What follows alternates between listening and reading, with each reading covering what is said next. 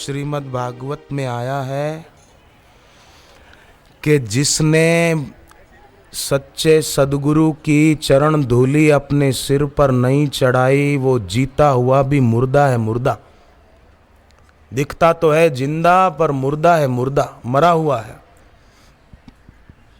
जीवन शवो भागवतांगद्रि रेणुम न जातुम मर्त्यो बिलभेत यस्तु। जीते हुए भी मुर्दा है।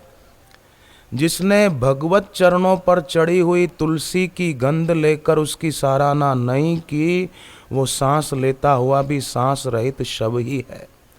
वो हृदय नहीं लोहा है, लोहा जो भगवान के नाम का कीर्तन करने पर भी पिघलकर उन्हीं की ओर नहीं बह जाता, वो हृदय लोहा है। हृदय पिघलता है तो हृदय गदगद हो जाता है, आनंदित हो जाता है। नेत्रे जलम गात्र रूहेषु हर्षः। उनके नेत्र भर आते हैं, उनका हृदय भर आता है भगवान का नाम बोलते बोलते। भगवान नाम बोलते बोलते आँख में प्रेम भक्ति के आंसू आ जाएं, समझ लो उस पर भगवान की गुरु की बहुत कृपा है। जो नाम लेते लेते उसका हृदय भर आता है, भाव विभोर हो जाता है। देखो भाई, शास्त्रों में ऐसी ऐसी बातें आती है कि शिवजी नाराज हो जाए न तो भी गुरु बचा देते हैं। रामचरितमानस की कथा है कि काकभुशुंडी गरुड़ को कहते हैं कि मेरे ऊपर शिवजी नाराज हो गए थे क्योंकि मुझे जिन गुरु ने मंत्र दिया था मैंने उन गुरु का सम्मान नहीं किया। गुरु आए तो उठकर गुरु को प्रणाम भी नहीं किया, बैठा रहा ठूंठ की नाई। तो गुरु तो कुछ नहीं बोले पर शिवजी नाराज हो गए और शिवजी ने मेरे को श्राप दे दिया। तो मेरे गुरु ने फिर शिवजी को प्रार्थना की कि कैसा भी है मेरा शिष्य है, इसको माफ कर दो। तब मायावश जीव जड़ संतत फिरहि भूलान, तेहि पर क्रोध न करिए प्रभु कृपा सिंधु भगवान। शंकर दीन दयाल अब एहि पर हो कृपाल, श्राप अनुग्रह होई जेहि नाथ थोड़े ही काल। आपका श्राप थोड़े ही समय में इसको अपना फल देकर पूरा हो जाए और ये मेरा शिष्य दुखी न रहे, ऐसी आप कृपा कर दो। मेरे गुरु ने शिवजी को कहा और मेरे गुरु ने जब दिल से ऐसा शिवजी को कहा तो शिवजी साकार रूप लेकर प्रकट हो गए। मेरे गुरुजी ने शिवजी की स्तुति की। नमामि शमीशान निर्वाण रूपम विभुव्यापकं ब्रह्म वेद स्वरूपम निजं निर्गुणं निर्विकल्पं निरीहं चिदाकाशमाकाश वासं भजेहं निराकार ओंकार मूलं तुरीयं गिरा ज्ञान गोति तमीशं गिरीशं करालं महाकाल कालं कृपालं गुणागार संसार पारम नतोहम। इस प्रकार मेरे गुरुजी ने स्तुति की तो शिवजी ने मेरे गुरु की बात मानकर मुझे एक क्षमादान दिया, मुझे माफी दे दी और कहा कि अब इसको ज़्यादा पीड़ा तो नहीं भोगनी पड़ेगी, पर मैंने जो कह दिया है तो मेरा वचन झूठा भी नहीं होगा। इसको जन्म तो लेने पड़ेंगे पर जन्मेगा और तुरंत मर जाएगा।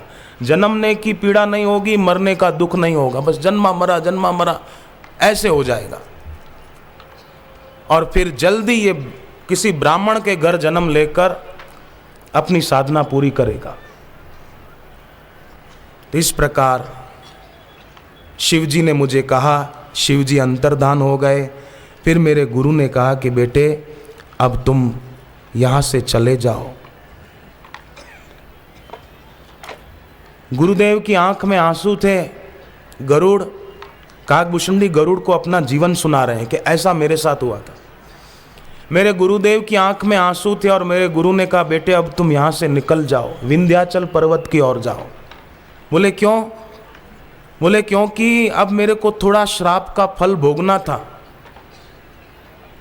मेरे गुरु मुझे अपनी आंखों के सामने मरता हुआ देख नहीं सकते थे, क्योंकि विप्र पढ़ाओ पुत्र की नाई। मेरे गुरुदेव ने मुझे अपने बेटे की तरह रखा था, पर फिर भी मैंने मेरे गुरुदेव से कैसा व्यवहार किया, मैं कैसा अभागा आदमी। फिर मैं विंध्याचल पर्वत की ओर गया और वहाँ मैंने अपना श्राप बहुत जल्दी मेरे गुरुदेव के आशीर्वाद से बिना किसी कष्ट के पूरा कर दिया। और उसके बाद मुझे फिर मेरे गुरु के आशीर्वाद से, कथा बहुत लंबी है, मैं इतना ही कहना चाहता था कि शिवजी नाराज हो गए थे, फिर भी गुरुदेव ने उसको बचा लिया। गुरु के हृदय में कैसी करुणा होती है, वो आप और हम शिष्य कल्पना भी नहीं कर सकते। ऐसी करुणा उनके दिल में होती है। पर सच्चे भक्त हों तो वो कदम कदम पर अनुभव करते हैं। तुषाराद्रि संकाश गौरम गंभीरम मनोभूत कोटि प्रभाश्री शरीरम स्कुरन मौलि कल्लोलिनी चारु गंगा लसद बाल बालेंदु कंठे भुजंगा। जो हिमाचल के समान गौर वर्ण तथा गंभीर हैं। गौर वर्ण माने सद्गुणों की श्वेतिमा जिनके अंदर में है, हिमाचल सी अचलता जिनमें है। गंभीर हैं जैसे समुद्र बाहर से लहरें उछलती दिखती हैं, पर भीतर तो परम शांत है। प्रशांत मनसम येन योगिनम सुखम उत्तमम उपैति शांत रजसम ब्रह्मभूतम अकल्मषम। जिनके मन में कोई कल्मश नहीं है, जिनमें तमोगुण नहीं, रजोगुण नहीं, उपैसी शांत रजसम, रजोगुण तमोगुण शांत हो गया। ऐसे परम शांत आत्मा गुरु, उनका सुमिरन हमको भी शांत आत्मा बनाता है। इसलिए साधकों से मैं प्रार्थना करूंगा, आज तो ये आयोजन यहाँ पूरा होगा, अभी बापूजी पधारेंगे, उनके आशीर्वचनों से इसकी पूर्णाहुति होगी, परंतु साधना की पूर्णाहुति हम कभी भी न करें, कभी भी न करें। कभी भी कोई कैसा भी आदमी हो उससे राग द्वेष न करें। कोई गलत आदमी है उसकी उपेक्षा कर दो, पर उसके लिए मन में द्वेष न रखो, नफरत न रखो। वो हमारे लिए है ही नहीं, उससे हम संबंध न रखें पर द्वेष भी न रखें। किस लिए रखना? 4 दिन की जिंदगी है, क्यों किसी के लिए नफरत रखकर हम संसार में जिए।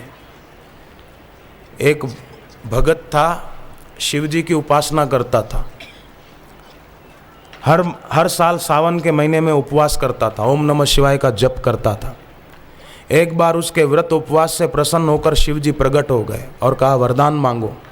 तो उसने वरदान में मांगा कि मैं जब भी जहाँ भी जो भी मांगू आप मेरे को दोगे।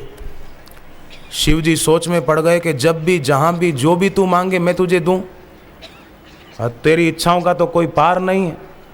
बोले नहीं, आपको देना होगा, आप ही ने कहा वरदान मांगो। शिव जी ने कहा ठीक है, तू जब भी जहाँ भी जो भी मांगेगा मैं तुझे दूंगा, पर तेरे पड़ोसी को दुगना मिल जाएगा। उसने कहा कि उसने उपवास नहीं किया है। बोले कोई बात नहीं, तुझे नहीं देखना है, वो हमको देखना है। वो बोला कि उसने ओम नमः शिवाय का जब भी नहीं किया। बोले भले नहीं किया, वो मेरा काम है देखने का, तेरा काम नहीं है। तू जो मांगेगा पड़ोसी को दुगना मिल जाएगा बस। तो उसने सोचा मैं 1 लाख मांगू तो पड़ोसी को 2 लाख मिल जाएंगे, मैं 1 मकान मांगू पड़ोसी को 2 मकान। ये भी कोई बात हुई? उसने मन में पक्का कर लिया कि मैं मांगूंगा ही नहीं। शिव जी ने कहा मैं भी ऐसा ही चाहता था बेटे। पर वो आदमी भी कम नहीं था, भक्त नहीं था, कम वक्त था। एक दिन उसने सोचा कि शिव जी ने कहा है कि मैं जो मांगूंगा पड़ोसी को दुगना मिल जाएगा, तो पड़ोसी को भी मैं मजा चखाऊं। द्वेषी आदमी था ना, पड़ोसी को मजा चखाऊं। उसने अकेले में जाकर शिव जी को प्रार्थना की, हे भगवान भोलानाथ, आशुतोष तुम अवडरदानी, ऐसी कृपा करो कि मेरी 1 आंख फूट जाए। तो इसको था कि पड़ोसी की 2 जाएगी। शिव जी ने कहा है तुझे दूंगा उतना पड़ोसी को दुगना दूंगा, मेरी 1 आंख फूट जाए। तो उसकी 1 आंख गई, पड़ोसी की दोनों गई। अब ये नाचने लगा कि कोई बात नहीं, मेरी 1 आंख गई, 1 आंख से दिखता है, पड़ोसी की दोनों गई, वाह वाह, मजा आ गया, मजा आ गया, मजा आ गया। अब दूसरे को पीड़ा देकर जो खुद मजा करता है, वो मजा उसके लिए सजा बन सकती है। अपने दिल में किसी के लिए नफरत रखने वाला, किसी के लिए द्वेष रखने वाला आदमी कभी सुखी नहीं हो सकता। क्यों ऐसा करना? क्यों किसी को नीचा दिखाने की सोचना? सब अच्छे हैं, सबका मंगल हो, सबका भला हो, क्यों किसी का अहित सोचना? पर ये खुश हो रहा था। पत्नी बहुत समझा रही थी, पत्नी अच्छी समझ वाली थी, सत्संग में जाती थी, पर ये पत्नी की बात माने नहीं। बोले चुप रहे, तेरे को क्या पता। दिवाली के दिन आए, पत्नी किसी कारण से मायके गई, तो इसने सोचा जरा रंग रोगन करना है तो किसी को बुलाऊंगा तो पैसे देने पड़ेंगे, मैं ही कर देता हूं। तो सीढ़ी दीवार के सहारे लगाई, रंग का डब्बा लेकर रंग करने लगा। एक आंख तो पहले ही नहीं थी, बैलेंस ठीक से बना नहीं पाया, धड़ाक धूम गिरा, और कोई नुकीली वस्तु दूसरी आंख में लग गई तो दूसरी आंख भी गई। पड़ोसियों ने हॉस्पिटल में भर्ती करा दिया। उसकी पत्नी को फोन किया, वो आई और कहने लगी मैं पहले ही कहती थी दूसरों के लिए खड्डा खोदने वाला खुद खाई में गिर जाता है। अब आया मजा, अब दूसरी आंख भी गई, अब क्या करोगे? तो उसने कहा कोई बात नहीं, तू चिंता मत कर, मेरे को तो शिव जी ने कहा है जब भी जहाँ भी जो मांगू मेरे को देंगे, तू मेरे को सहारा देकर ले चल एकांत में। पत्नी ले गई, उसने शिव जी को पुकारा, हे भगवान भोलानाथ, आपने कहा था जब भी जहाँ भी जो भी मांगोगे दूंगा, तो अब आप मेरी दोनों आंखें ठीक कर दीजिए। शिव जी ने कहा ये नहीं हो सकता। बोले क्यों नहीं हो सकता? बोले मैंने शर्त रखी थी कि तुझे जितना दूंगा पड़ोसी को दुगना दूंगा, तो तुझे 2 आंखें दूं तो पड़ोसी को 4 देनी पड़ेगी, तो 4 आंखें किसी को हो ये अच्छा ही नहीं लगता। तो बोले प्रभु मैं क्या करूं? बोले एक ही उपाय है, तू एक आंख में राजी रह, पड़ोसी को दोनों मिलेगी, तेरे को एक मिलेगी। उसने सोचा बिल्कुल अंधा रहूं उससे तो अच्छा है एक आंख वाला तो रहूंगा, दिखेगा तो सही थोड़ा बहुत एक आंख से।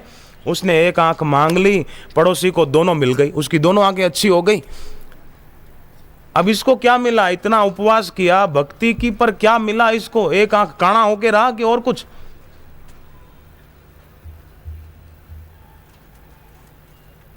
हवाई जहाज रास्ते पर रनवे पर दौड़े ये जरूरी है, पर उस रनवे पर दौड़ने का मतलब ये नहीं कि हवाई जहाज रनवे पर ही दौड़ता रहे। नहीं नहीं, हवाई जहाज फिर टेक ऑफ करे, उड़ान भरे, उसीलिए रनवे है। जप तप नियम साधना इसीलिए कि हम राग द्वेष की धरती छोड़कर प्रेम के आकाश में उड़ान भरे, इसीलिए है। जड़ता में उलझे न रहें। मैं इसको देख लूं, मैं इसके लिए माला करूं, इसका सत्यानाश जाए, इसका ये हो जाए, फिर उस भक्त जैसी हालत होगी। ऐसा ना हो। साधक उठा थे बिखरे केसा, राग द्वेष ना किंचित लेशा। सरल लोगों ने साधु माना, हत्यारों ने का नहीं जाना। भैरव देख दुष्ट घबराए, पहलवान झूमर नहीं गाए।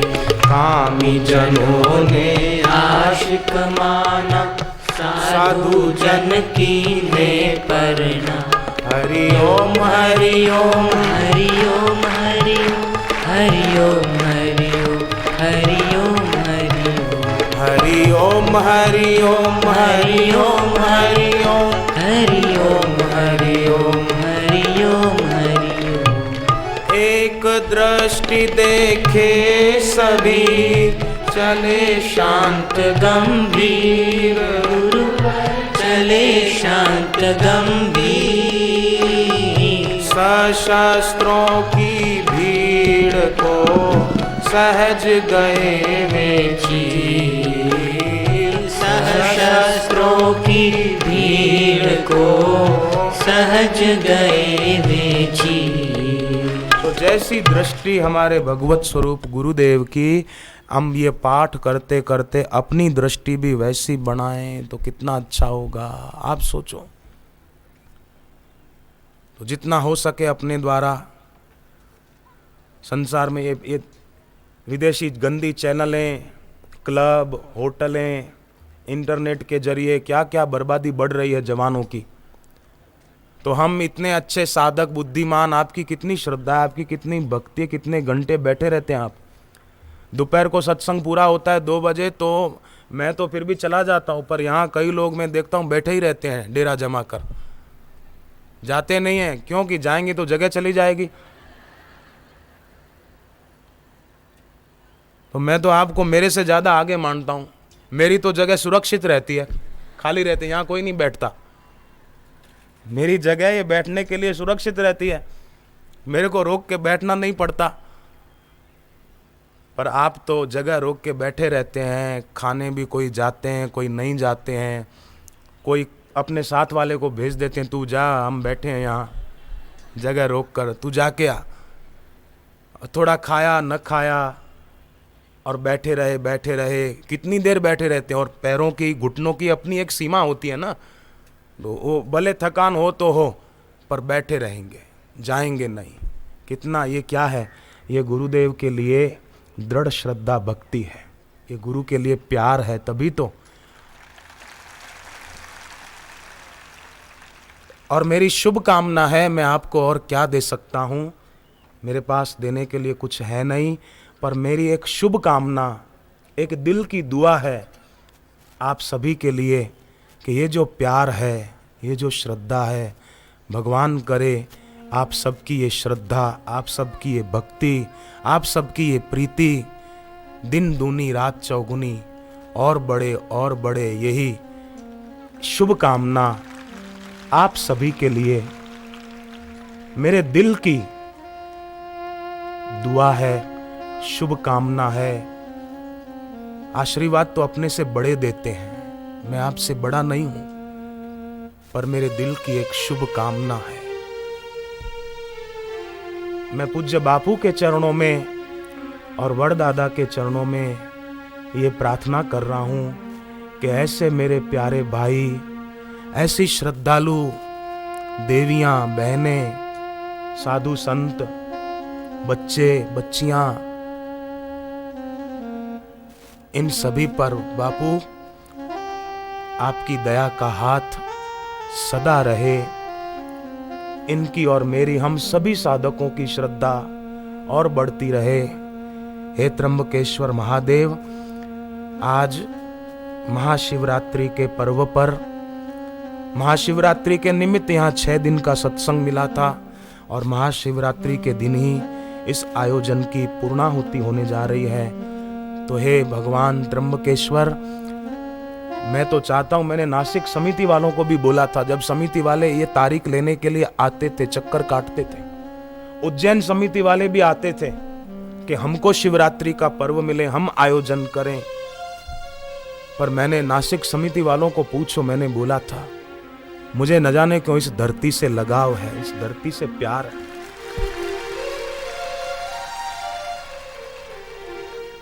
मैंने नासिक समिति के भाइयों को बोला था कि शिवरात्रि तो बापू नासिक में ही करें, ये मेरी भी इच्छा है। और आज पूर्णाहुति की इस वेला में बापू जी यहाँ पधारे, इससे पूर्व मैं बापू जी से और त्र्यंबकेश्वर महादेव से ये प्रार्थना करता हूँ कि हर साल बापू जी के सानिध्य में शिवरात्रि नासिक वालों को मिले।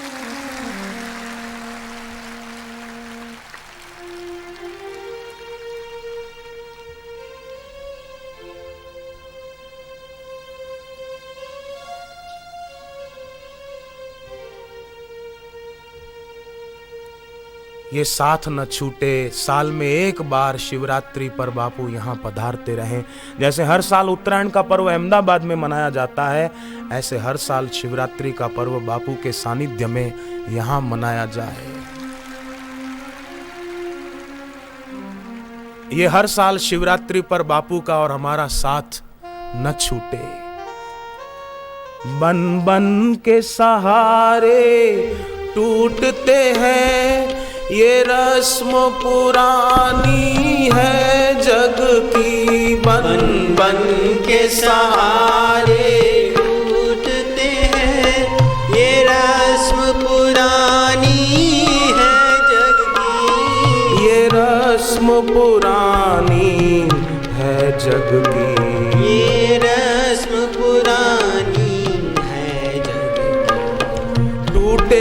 न कभी, छूटे न कभी, बस तेरा सहारा काफी है। टूटे न कभी, छूटे न कभी, बस तेरा सहारा काफी है। हरि हरि ओम, हरि हरि ओम, हरि हरि ओम, हरि हरि ओम। मुझे अच्छी तरह पता है नासिक के और आसपास के साधकों को ये आयोजन हुआ उसकी तो खुशी थी, पर पूर्णाहुति होती है ना तो मन में दुख भी होता है, थोड़ा वियोग का दुख जो गोपियों को हुआ था। स्वयं श्री कृष्ण बोलते थे गोपी नाम मद वियोग आधि। उद्धव, गोपियों को मेरे वियोग की आधी सताती है, तो गुरु के वियोग की आधी वो मैं जानता हूं, क्योंकि जब पहले मैं अहमदाबाद आश्रम में ही रहता था, मेरी सेवा वहीं थी आश्रम में ही, तो बापूजी जब आश्रम से बाहर कहीं जाते थे, कहीं कार्यक्रम में, कभी आबू जाते थे बापूजी एकांतवास के लिए, तब मुझे पता है हमको क्या होता था। हम दिन गिनते थे कि अब बापू कब आएंगे, कब आएंगे, कब आएंगे।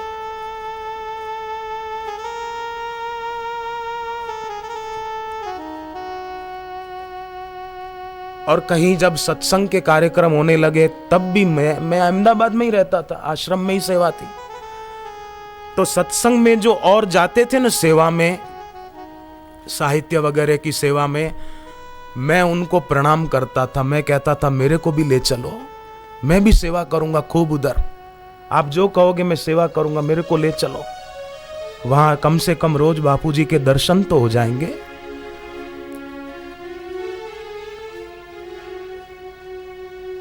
नंद बाबा ने उद्धव जी को कहा था कि उद्धव, तुम लौटकर मथुरा जाओगे तो श्री कृष्ण को इतना कहना कि अब तो तुम बड़े महल में रहते हो, महल में अगर कोई बर्तन साफ करने वाले की और झाड़ू लगाने वाले की जरूरत हो तो हमको बुला लेना, हम झाड़ू लगाएंगे, बर्तन जूठे साफ करेंगे, पर श्री कृष्ण के दर्शन तो हमको होते रहेंगे।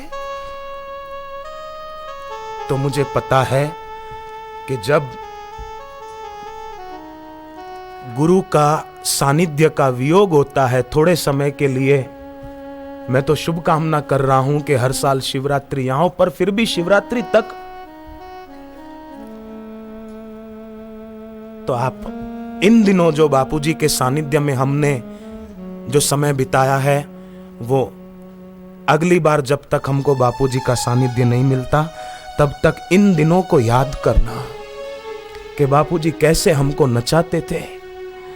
जैसे श्री कृष्ण की बंसी की धुन पर गोप गोपियां नाचते थे, ऐसे बापू की कृपा दृष्टि हम पर पड़ती थी। हम 2-2, 3-3 घंटे से इधर बैठते थे, सारी थकान बापू की एक मीठी नजर से दूर हो जाती थी। वो क्षण, वो दृष्टि याद रखना। जैसे गोपियां कहती है कि भगवान आपकी प्यार भरी दृष्टि हमसे भुलाई नहीं जाती। सच्चे शिष्य से भी गुरु की दृष्टि भुलाई नहीं जाएगी, वो याद रखना। गोपियां कहती है भगवान को कि आपने जो वचन कहे वो हमसे भुलाए नहीं जाते हैं। आप और हम भी इन दिनों जो बापू के वचन सुने हैं, वो मैं भले बोल रहा हूं भूलना नहीं, पर आप भूलोगे नहीं, ये मेरा दिल कहता है। आपकी आंखों का प्यार कह रहा है, आपकी आंखें कह रही है कि आप भूलोगे नहीं। आपका दिल गवाही दे रहा है, आपका प्यार प्रमाण दे रहा है कि आप इन दिनों जो बापू के वचन सुने हैं वो भूलोगे नहीं।